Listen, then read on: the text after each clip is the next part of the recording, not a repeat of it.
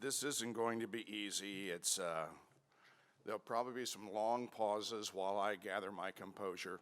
I have about a half-hour speech here, so it may take 45, but please bear with me. Just kidding, it's only 7 minutes.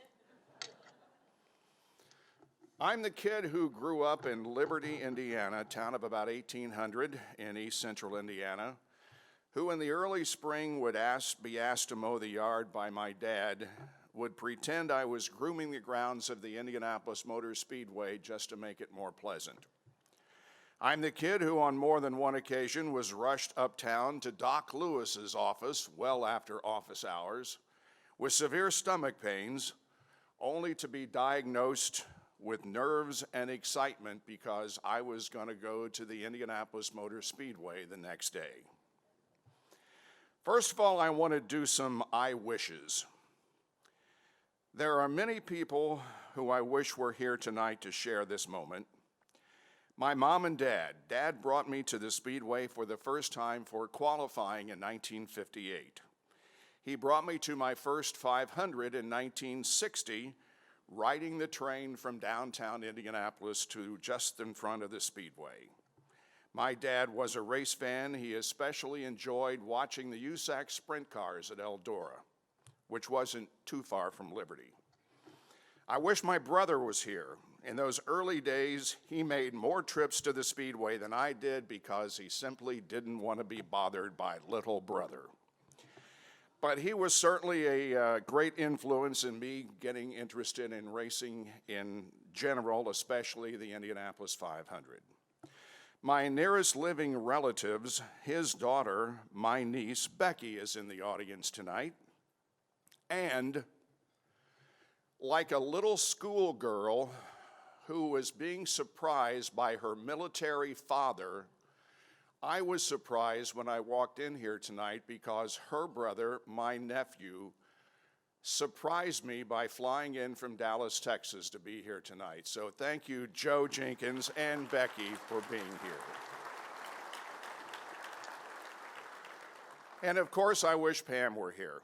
Certainly not the only thing that attracted me to her was the fact that her dad raced midgets in the old Cora organization. He had retired before we started dating, so I don't know much about his career except the stories that he would tell, and it seemed that the older he got, the more races he won. Pam's sister Barbara and her husband Harold are in the audience tonight. And I wish that Dan were here. I admired him long before he started working together with us at NBCSN for his relationship with the fans. I never knew him to turn down a smiling face, especially that of children, to sign an autograph or pose for a picture.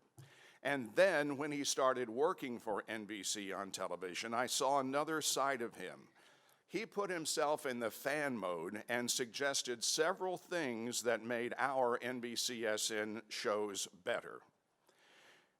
So I think of you often, Susie and the kids, and I just hope that everything goes well for you. For some reason, he called me Bobby Dazzler. I have no idea why he did that, but I wish that just one more time I could hear those words. I wish I could go back and correct mistakes that I made on the air. As a broadcaster, unlike a journalist, I couldn't backspace and correct an error. Late in my career, we were doing a voiceover of a race in Brazil. And coming back from break, I said, "Welcome back to Sao Paulo, Brazil."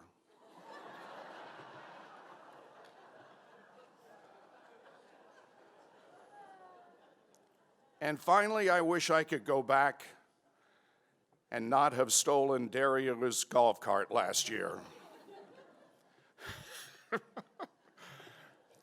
I avoided him for a year. Unfortunately, the meeting came this morning at an autograph session, and it was a little difficult. I wanted a golf cart to go over to the qualifying draw on the night before the first day of qualifying. And we had a public address golf cart assigned to us, so Bill Durbin down here in front of us got the keys to what he thought was the public address golf cart, and it was Dario's. And we heard before even we got finished the qualifying draw that Dario was fuming after somebody stole his golf cart. So I apologize again, and thank you for being so nice.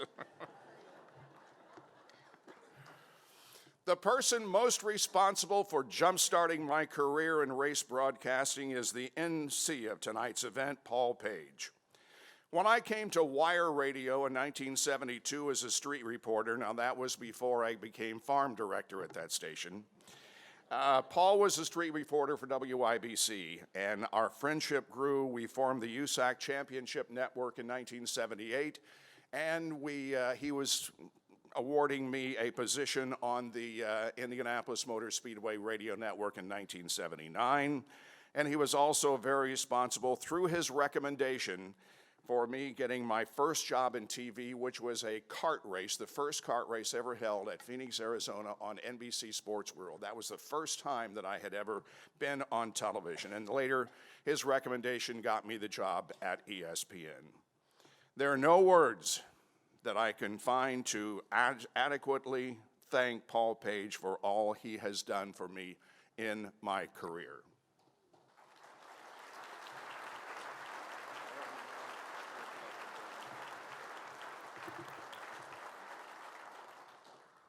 After the ESPN job started, a former resident of Indy who was working in Bristol, Connecticut for ESPN, Terry Lingner, took my hand and guided me down that road for more than 2 decades, and he'll be producing Sunday's race for NBC, and they're having their production meeting tonight, so he is not with us, but he sure did a lot to get me going in broadcasting. There are many friends here tonight. In fact, I brought my own cheering section.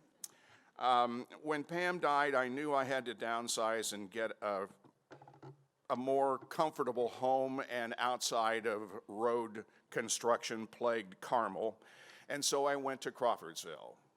And now you're asking why Crawfordsville. Well, 11 years previous to that, I was in a bar one night, imagine that, and I met these 2 guys who were at the time wearing wigs and heels. No. They were a father and son duo who had created a Beatles tribute band, and they lived in Crawfordsville. Bill and Brent Durbin filled a void for me. Bill could relate to my loss because just a little over a month after Pam passed away, Bill's wife died.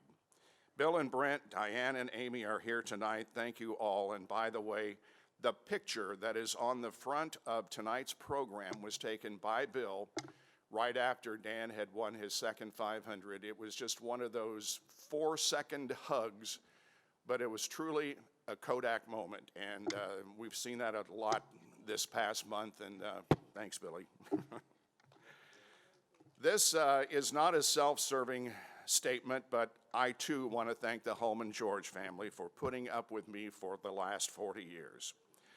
The staff and management that you have put together is the best that I have ever worked with in 40 years. I'm talking about Doug, I'm talking about Mark, I'm talking about Allison, I'm talking about Cindy, and many, many other people. They are the best, and I hope I can continue to work with them for many, many years.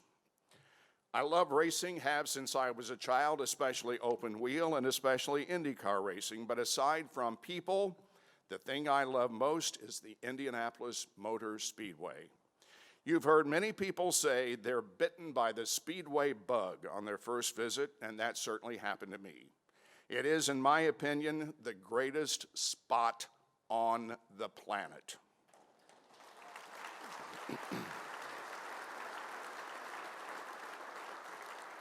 I worship everything about it and now accept the greatest honor ever bestowed upon me. For a driver, it's a career fulfillment to taste the milk and have the wreath put around your neck after winning the 500. I knew early that when I witnessed a go-kart crash on what was then the Speedrome that I never wanted to be a race driver and therefore would never receive the spoils that go to the winner. But I can tell you that the fact I have received the ring and the medallion and been named to the Hall of Fame is my Indy 500 win. Nothing else will ever come close to this honor. Thank you.